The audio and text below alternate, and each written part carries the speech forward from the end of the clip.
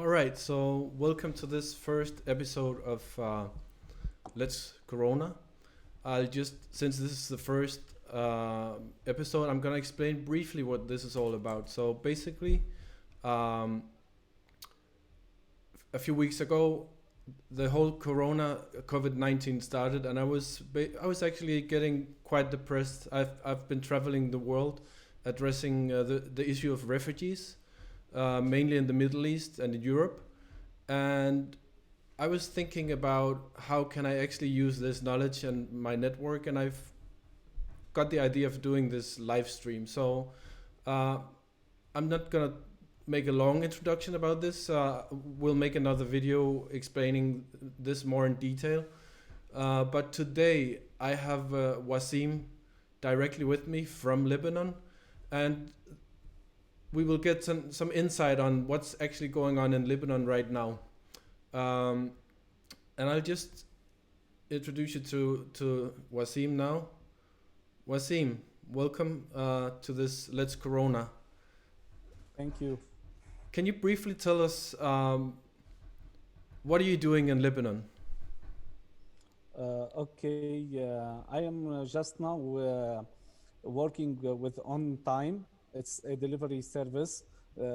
Me and my friend and my brother just created to help people to stay at home, and we will bring them their stuffs that they need from any store or pharmacy or any place they want, because we are looking for their safety. And when did this start exactly? And how did you get the idea to start On Time? Okay, it started like 14 days ago, when the government said that the situation now is emergency, and before it by 2 days, we just looking to make On Time, because the newspaper write a lot of the subject that they will make emergency situation in Lebanon, and we do this. So we buy motorcycles and we buy a car and just work on it. 3 motorcycles and 1 car. And how many people do you serve? And this is, by the way, it's happening in the Bekaa Valley, which is very close to the border of Syria. And currently, 500,000 to 1 million Syrian refugees. They live in these temporary camps. And can you tell us something about how big is the scale and how many people are you working in on time? Okay. And now in Barilias, there is only about 100,000 Syrian refugees here. They are living on camps, or maybe they are renting some stores or renting some places, some houses to stay on it. And on near towns, there is a lot of Syrian refugees also. They are doing some things like in camps and on stores. For now, we just serving them, but unfortunately, the government and also the municipalities take a law that the people that are on the camps, especially, they can't go out, because to avoid corona. So they choose only one person from them, and this person go out of the camp and bring them their needs, or sometimes they ask us, call us, and we will bring their needs to the camp door only, and we'll give them to the responsible person for this. And so once you bring out this, can you say something about what is the actual situation in relation to the government, and can you move freely around, and Yes. what's going on in relation to corona, the coronavirus in Lebanon, also on a governmental level? No, it's the situation is very hard here in Lebanon. I just walked to internet to see how much coronaviruses cases we have. It was about 450 person right now. Okay, eight has been death. About 27 has been recovery. Today, 20 new one person has been getting corona. The situation, all are closed, all stores. No one can get easily from out from his house. And military forces and general security is also walking around, and if they see someone after 5 p.m. to 7 a.m. out of their houses, they make some legal registration around him. So it's not easily to walk out from your house. And can you say something about what will actually happen if we face an outbreak in the Syrian camps? I mean, I've been there, traveling, seeing Yes. how people are living very close under very dear conditions. Um, the the places Uh, they are, lack of medicine. Can you say something about this situation? Unfortunately, the situation before Corona and the camps are was like a disaster because all people living very next to each other, and every tent there is a lot of not just one family from 4 or 5 person. It's sometimes it get to 10 person in one tent, so it's not easily really to. The situation was in a disaster way, and now it's very dangerous. And unfortunately, the NGOs, the international NGOs, just come and give them flyers or a soup, washing soup for washing their hands. There is no corona antivirus like test or anything like this. And the registration that the government or the municipalities taking it now, it's somehow because they care. If any person in any camp has one COVID-19, all the camp will have the COVID-19 because there is a lot of population in the camp, and you came and see what's happening in the camps. And unfortunately, I will send you a video to see what they do from 2 days ago. They were playing football, and they doesn't care for Corona.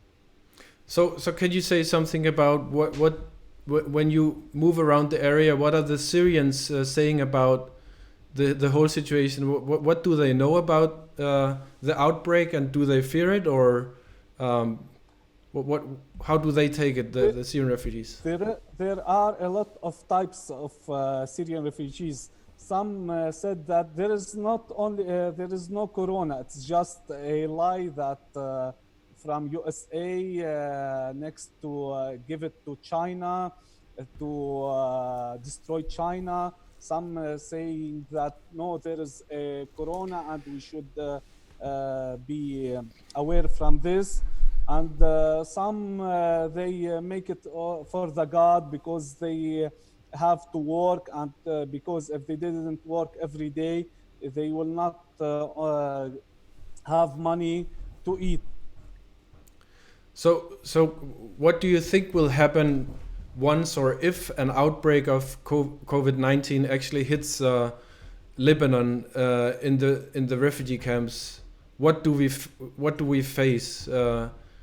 What We will face a lot of hate between Lebanese and Syrian if there is one situation, and we will also face a disaster because there is not really a hospital, very good hospitals to to have a reception for them. For Lebanese, there is a lack. What for the Syrians? And the Syrians are having too many. For if they have only one case, all the camp will have the same case because they are very populated together. I heard that in Lebanon they have 500 respirators for the whole of Lebanon in total, with the Syrian refugees and also the Lebanese and the Palestinians living in Lebanon. So 500 respirators for this amount. What are the government actually doing in Lebanon to prevent and making assurance or any kind of work in relation to this risk management of this outbreak? Actually, Lebanon is passing by difficult days because the economical situation is very bad, and the situation of the hospitals, even the governmental one or the others, are very bad.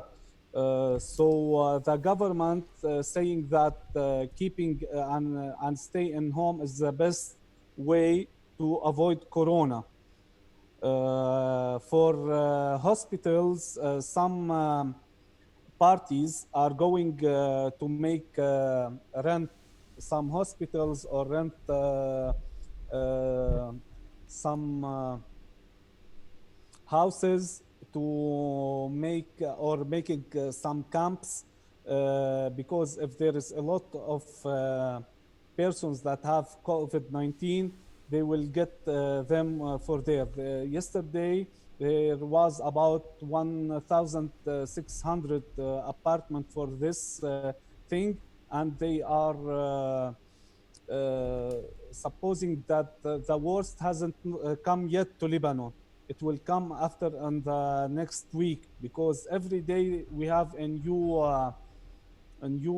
persons that have this corona.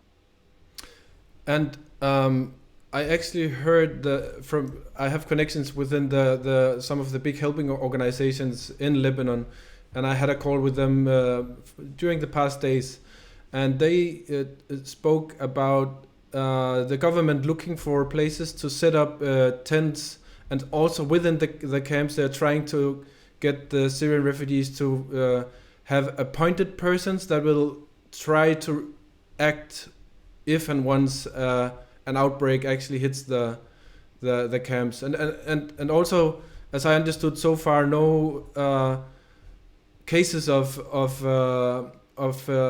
COVID-19 have been reported inside any of the refugee camps in Lebanon so far, right? The best thing that in the Bekaa, especially in the Bekaa, Jizin, Bekaa, Middle Bekaa, Hermel, and Jizin, Rashaya, there is nobody has corona, so it's the situation for now in the Bekaa is very good, and if it's very good for us, it will be also very good for the refugees. What do you think Lebanon faces if and when an actual outbreak hits Lebanon in general, and also the refugee camps? What do we face? What is going to happen in Lebanon? It will be a disaster because there is no places and there is not enough staff or goods for the hospitals or for the doctors to help the people. They cannot help anybody. They will not help anybody, I guess. And also. Yeah. What kind of before all of COVID-19 arrived, there was this whole situation. Lebanon was actually in a revolution. The whole country was demonstrating against the very difficult situations, the bad economy. I was in Lebanon in November last year, and I've been visiting several times, and the situation was turning even worse for everybody in Lebanon. So now, Yes. can you say anything about this revolution? Is it over? No, it's What's not going on in over. this matter? No, it's not over. The revolution has happened on the 17th October, and it's stay 3 months continuously. But there is a lot of reasons that stop it, or it takes a break.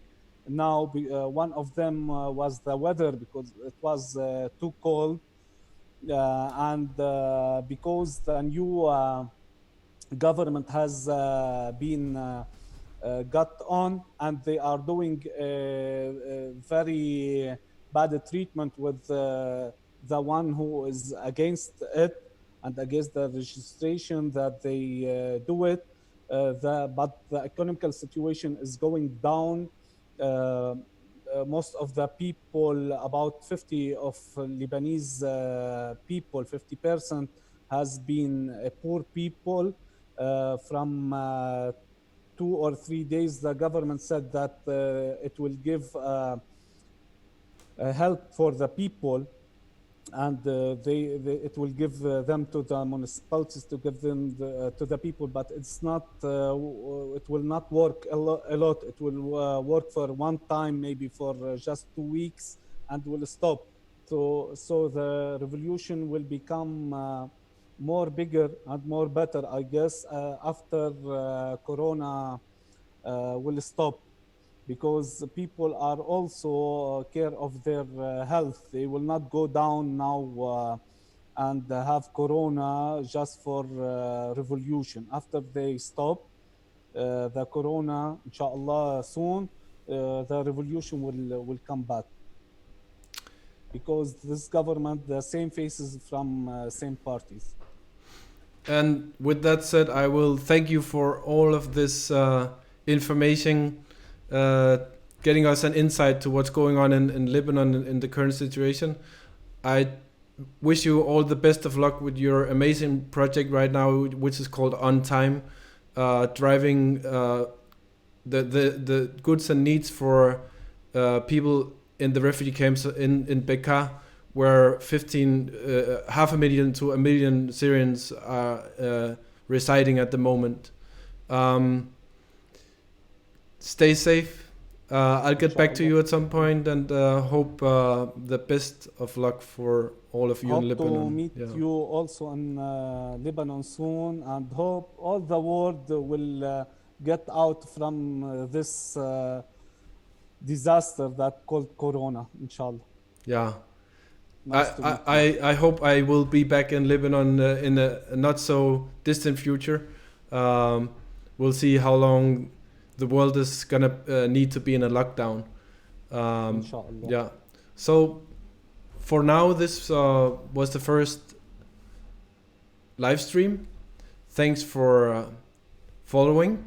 Um, since it's the first time, there might be some interesting. Let's see. Right now, it's I need to speak to the camera. For instance, that was a technical problem. I'm really looking forward. I'm gonna do this every day for as long as we are in a lockdown. At least in my corner of the world, I'm in Denmark. It's been a pleasure having Wassim in the first episode. Tomorrow I will quite possible speak with Rabi, a good friend of mine, which is in Beirut. I've been working with him in Lebanon several times, and he will join me tomorrow. Take care. Stay safe. Bye bye.